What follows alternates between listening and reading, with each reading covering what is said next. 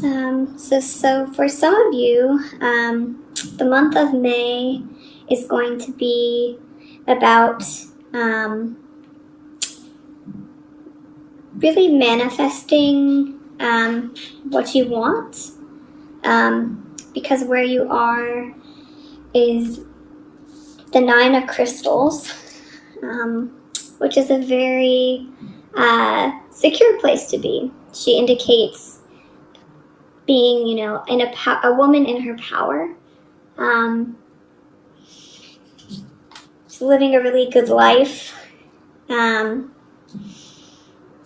Maybe a life of luxury. Perhaps you have most things that you want, but you're not quite at the 10 yet, which is why we have, I think, the 10 of Pentacles as your foundational energy, because this is what you are really working for this month.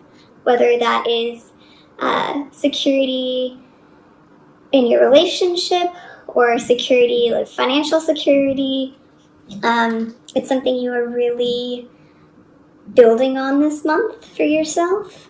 And because we have the Knight of Wands in the past, I think that this is indicative of perhaps you really setting down roots this month, or getting clear on,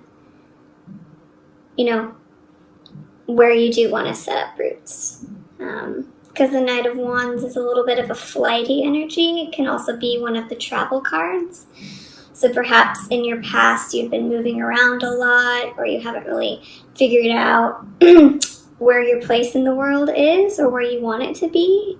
And this month is really thinking about that on a deep intuitive level, and really trying to align those experiences and those amazing travel experiences from your past into how it is going to be integrated into your present, and what you've learned from those experiences, and what you like, what you don't like, because I think that those experiences have played a really huge part in setting you up for a really great foundation for financial or relationship security.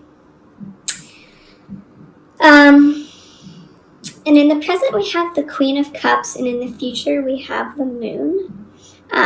These are both water sign energies.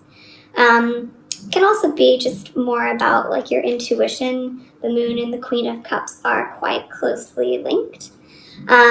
So perhaps there are some really important messages coming through you this month, either during the new moon or the full moon, because we do have the moon here in the future.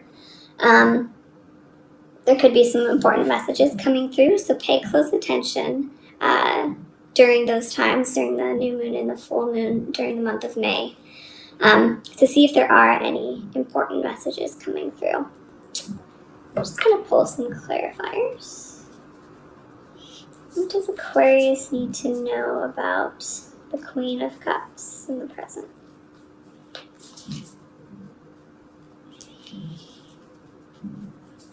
does Aquarius need to know about the Queen of Cups in the present?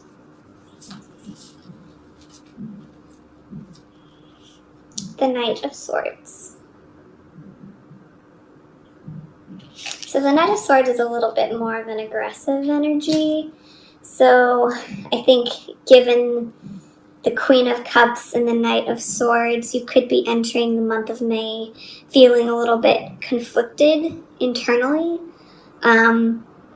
Or this could be an air sign. Perhaps you are embodying the Queen of Cups energy, which is very gentle, intuitive, open to receiving, very loving, very kind.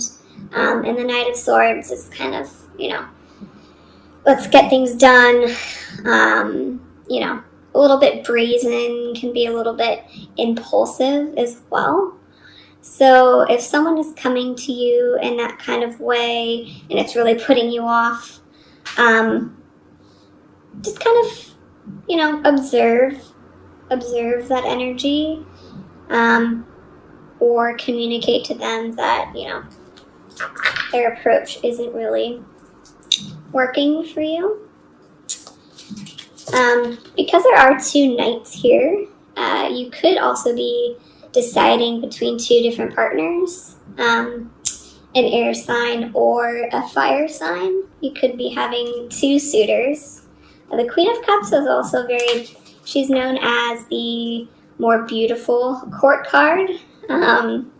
So perhaps you are really stepping into your own feminine energy this month, especially with the Nine of Crystals and the Queen of Cups. And that is attracting new partners or new potential partners. So clarify for the moon in the future for Aquarius. What does Aquarius need to know about the moon?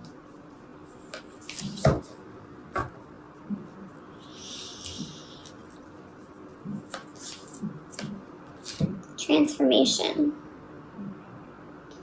So I think towards the end of May, maybe the middle of May or towards the end of May, you could be undergoing perhaps a psychic or spiritual transformation, or perhaps you are thinking about, relocating somewhere, or just really making a huge change in your life.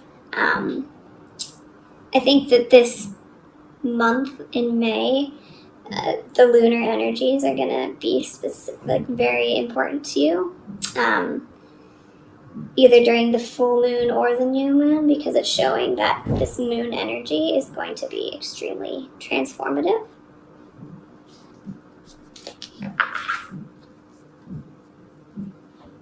Just going to pull a clarifier for the Ten of Crystals. What does Aquarius need to know about Ten of Crystals as a foundational energy? The Star. So the Star is also ruled by the sign of Aquarius. So I think it's also symbolic of healing and renewal and hope. It's also one of the wish cards of the tarot. So perhaps this month you're really laying the foundation in your mind about what it is you want to manifest financially or within a stable relationship. The Ten of Pentacles can be about, achieving financial abundance and security, but it can also be achieving abundance and security within your relationship. So with the Star energy here, I think it's really important to kind of keep your eye on the prize and don't lose hope, don't lose faith. So if you are struggling financially or you are struggling within a personal relationship to kind of take things to that next level, really focus on being hopeful, integrating really positive thoughts into your mind. Just really focus on the positives about your financial or relationship situation. You do have the moon and the star here.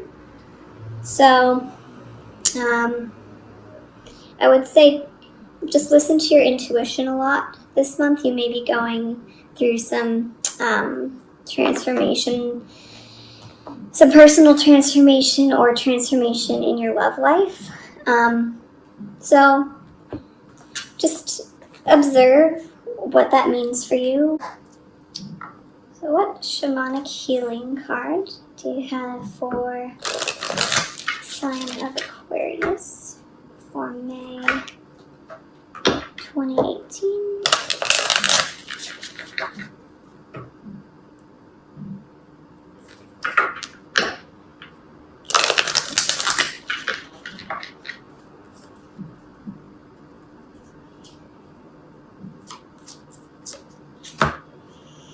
Inner journey.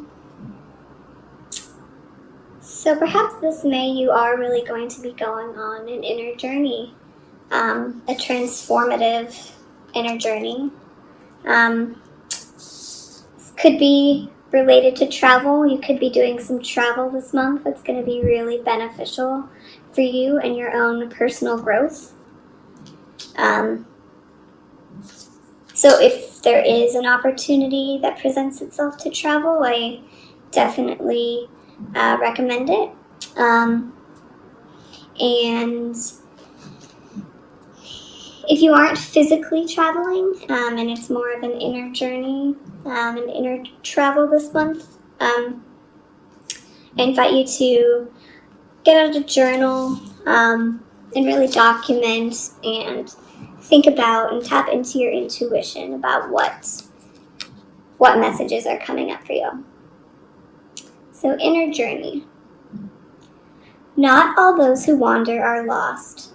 At times we are so consumed with our own personal journey that we project our journey onto another. Every soul arrives on this planet with lessons to learn and a life to live.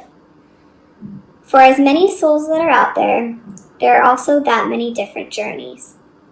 Do not judge another's journey. Always respect where another person is on their path. Meet everyone you come in contact with where they are on their path. Do not insist they come to where you are. By doing this, you will not only expose those around you to your own healing vibration, but you will offer them acceptance without judgment. This is a great gift both to give and receive. So, given that there are 3 court cards here, perhaps there is a lot of energy from others coming at you this month. A lot of people pulling you in many different directions with their own idea of what success and security means for you. But I think you already know what your truth is. And even if you're on, your own very individual path that may not look like another's path, that's okay. As long as you are happy and feeling fulfilled in your life journey, no one can take that away from you. So I'm just gonna pull a Rumi Oracle card for the Sun of Aquarius.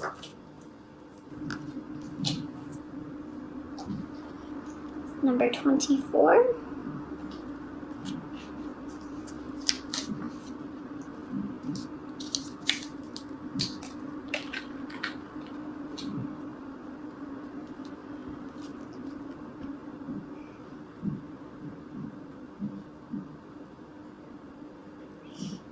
Your divine grace clothes me in robes of sky blue and blood red.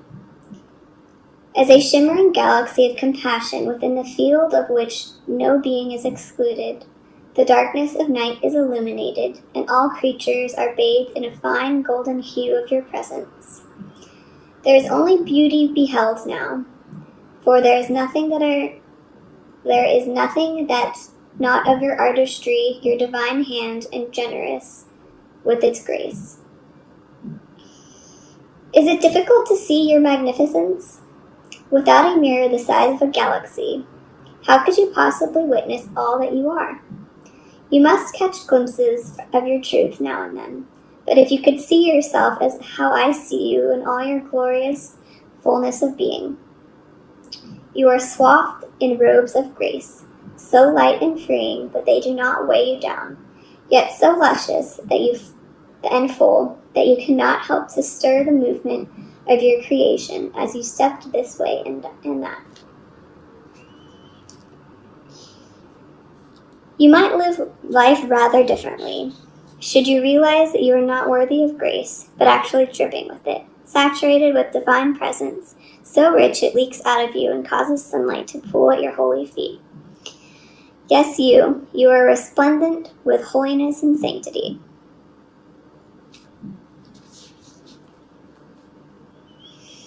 This oracle comes to you with a message. You may be wondering if you can attain this next stage of growth in your life. You are already well equipped to do so. No matter what it might be in this situation, the circumstances, or others involved, even yourself. You have within you your sole possession, more than enough grace to see you through anything if you are bold enough to envision for yourself, or any vision you feel like life has bestowed upon you. So pray through unconditional love to access all that you are, to be supported by those beings that love you without condition. Pray to realize that you are so drenched in sacred grace that the well of your being is full. All that is needed to nurture you onto the next step of your life path is within you. Success is yours, but you must believe in your ability, your readiness, and your capacity to take on this next phase of the journey now.